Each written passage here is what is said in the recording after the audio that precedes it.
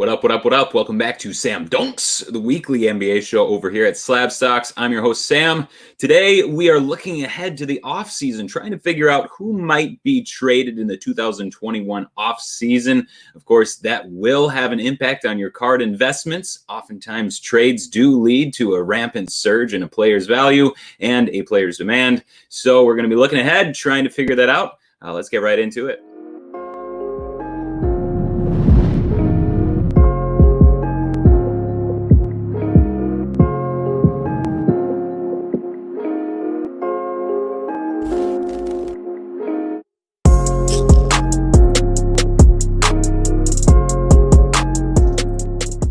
Before we get there, perhaps you saw the headlines at the end of last week, but somewhat surprisingly, Dwyane Wade became a partial owner of the Utah Jazz of all teams. Here was the headline on ESPN as reported on by Adrian Wojnarowski. Dwyane Wade buys ownership stake in Utah Jazz, wants hands-on role. And it's that last part that's rather interesting to me. Here's a quote from the article. "This goes way beyond the dream I had to just play basketball in the NBA," Wade told ESPN. "I've seen Shaq do it in Sacramento. I've seen Grant Hill do it in Atlanta. I've seen Jordan do it in Charlotte. If this partnership is going to be anything like my relationship is with Ryan," and that's Ryan being Ryan Smith, the majority owner of the Utah Jazz. "So if this partnership is going to be anything like my relationship is with Ryan, there are going to be a lot of things that I'll want to be involved in." For someone as image conscious and brand minded as Dwyane Wade is, I can think of a lot of different ways he might want to be involved in the Jazz operations, all of which I really think could just elevate the Jazz overall, Jazz's overall national recognition. You think of when Jay-Z bought a stake in the New Jersey Nets, and no offense to my Nets fans out there, but that really was just not a very cool franchise for the majority of their history. And then when Jay-Z became more intimately involved, he was instrumental in the team's move to Brooklyn.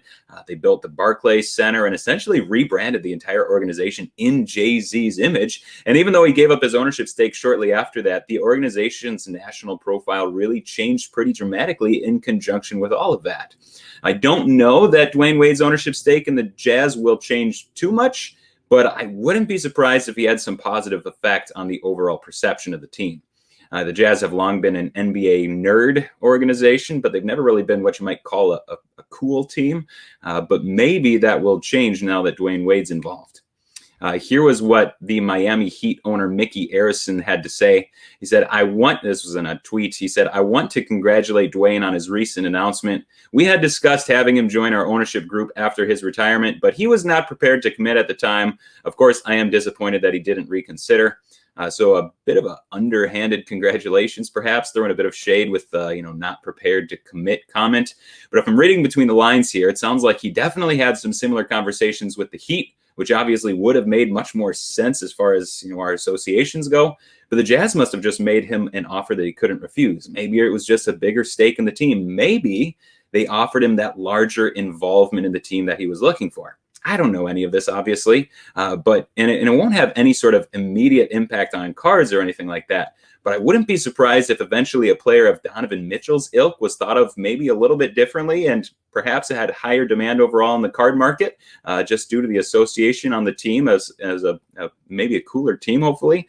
So who knows? Lots of hypotheticals, but it is kind of fun to think about. And this is just one of those minor things that I think will absolutely have a trickle-down effect on the card market eventually. Next bit of news.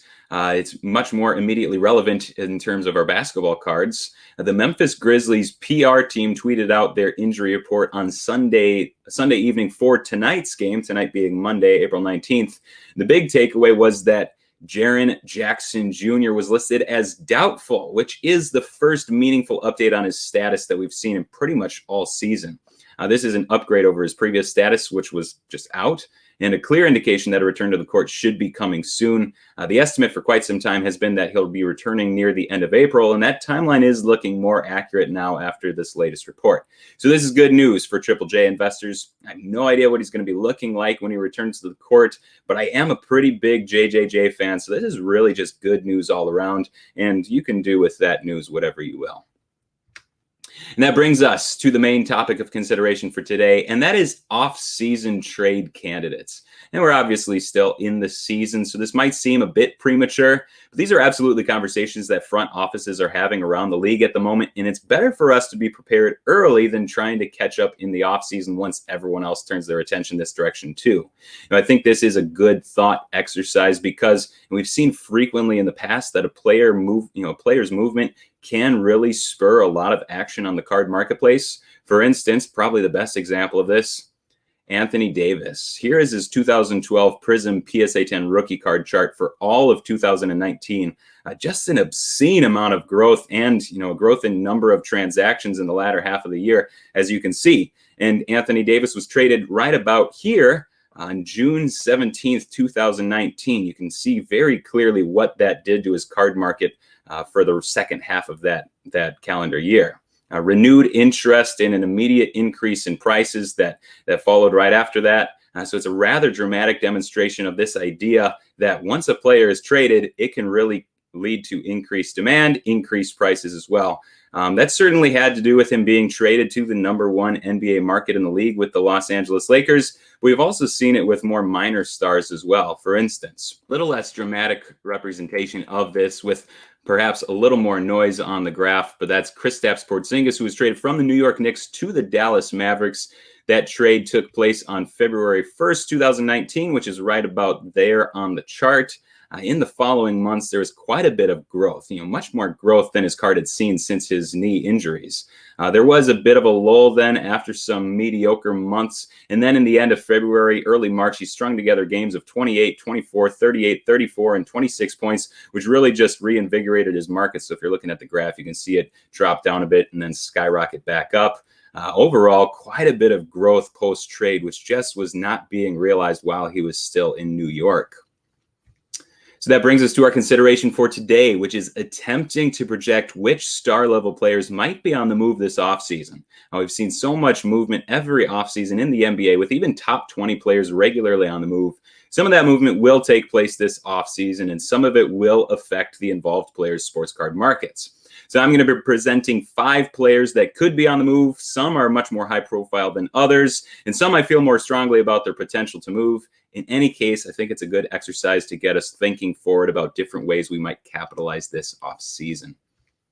First trade candidate, which I feel most strongly about, is about actually being traded, is D'Angelo Russell of the Minnesota Timberwolves. I've talked about Karl-Anthony Towns in recent weeks and his potential to be traded, and I don't want to torture any Minnesota fans out there, so we'll be talking about D'Angelo Russell instead. I don't believe that this would move the needle on the card market nearly as much as his all-star teammate would if he were traded, but there still would be some fanfare for D'Angelo Russell. Of course, ever since teaming up the two best friends in Minnesota, things haven't exactly improved. They're only 25 and 47 since that swap of Andrew Wiggins for D'Angelo Russell. And the Wolves currently have the worst record in the entire league, although D'Angelo Russell has missed the majority of his games this season. In any case, after drafting Anthony Edwards last year and likely drafting in the top 3 this year, it seems most likely to me that D'Angelo Russell will want to move on from the team. I can't imagine Minnesota fighting against that too strongly. So he's my #1 most likely trade candidate. Could bring some excitement to a new fan base. And if his teammate Karl-Anthony Towns is traded, he'll have a huge impact on the card market, but I'm just not going to be putting him on my graphic today. Next up, don't know how likely I would call it since it is difficult to trade real superstar level players. But as the rumors have persisted for several years, it wouldn't be a huge surprise to see Bradley Beal back in the trade rumors this offseason. The Wizards are surging of late, winners of 6 of the last 7 games, with another likely win tonight against the Oklahoma City Thunder. Obviously, you would know the outcome of that game by the time this video airs, but even so, that only puts them in just about a 3-way tie for the 10th seed and the opportunity at a play-in game to try to get to the postseason. We're not exactly talking about a historic team or anything like that. Now, the Wizards have long said that they don't have any interest in trading Beal. Beal has echoed those comments and always talked about how much he likes DC, talking really glowingly about the organization and the fan base. Still, he will be a 28-year-old next season, right smack dab in the middle of his athletic prime, and he will also likely be the most in demand that he's ever been.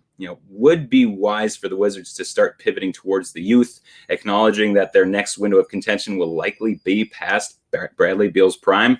And if he is moved, which I think they probably should do, I would expect a rather large boost in his card market.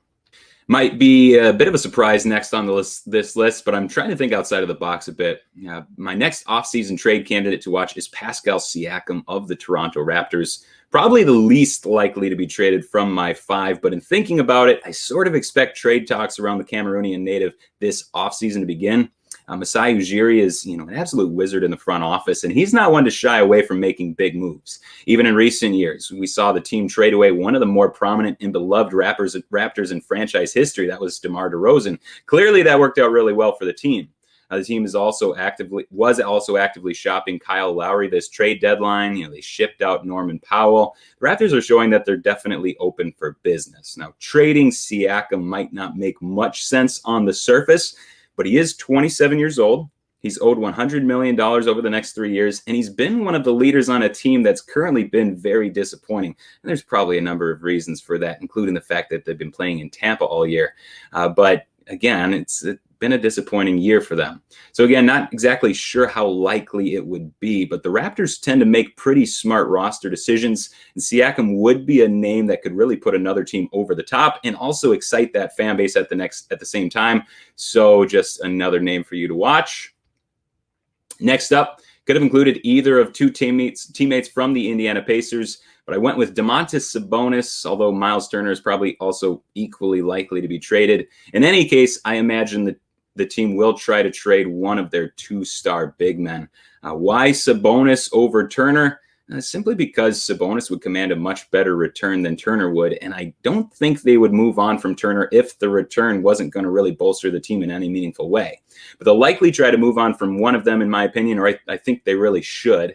They haven't been terribly injured this season. TJ Warren has missed most of the games on the roster. He's been out since Game 4. He was out for the season with a foot injury. Jeremy Lamb missed the first 13 games of the season. Obviously, after trading for Karis LeVert, he ended up missing 23-ish games, I think it was, ever since he came over from Brooklyn. But outside of that, they've enjoyed a rather healthy season from their core. Sabonis, Turner, Brogdon, Justin and Aaron Holiday, TJ McConnell, Doug McDermott, all of them have had relatively good health all season. And yet they've gone from being 45-28 last year and the 4th seed in the Eastern Conference all the way down to currently 4 games below 500 in 9th place in the East.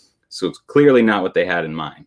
The clearest path forward for them returning to relevance near the top of the Eastern Conference would be trading one of their two big men, and I'm quite certain they're already dipping their toes in the water of trade talks as we speak.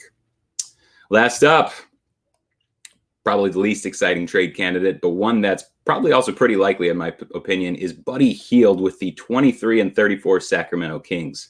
I do believe that both he and his teammate Marvin Bagley will probably be on the move this offseason, and any excitement those trades generate will have mostly to do with what their trade destination ends up being. If Bagley is traded to a team without much currently to show for it, like a Detroit Pistons perhaps, I could imagine a fair amount of optimism for his situation with the added playing time and less pressure upon his shoulders. If Buddy Hield is traded to a contending team that just needs a bit more shooting, I could see quite a bit of optimism surrounding that trade too. He's currently owed $60 million over the next 3 years, which really isn't all that untradeable in today's NBA. Not an all-star level player perhaps, but a big enough name that he could create waves if traded, particularly to the right team.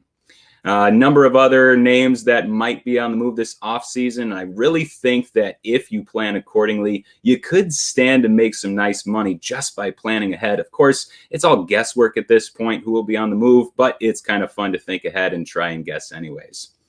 All right, that's all I have for you today. Thank you so much for tuning in. Really appreciate your time, and we'll see you again next week.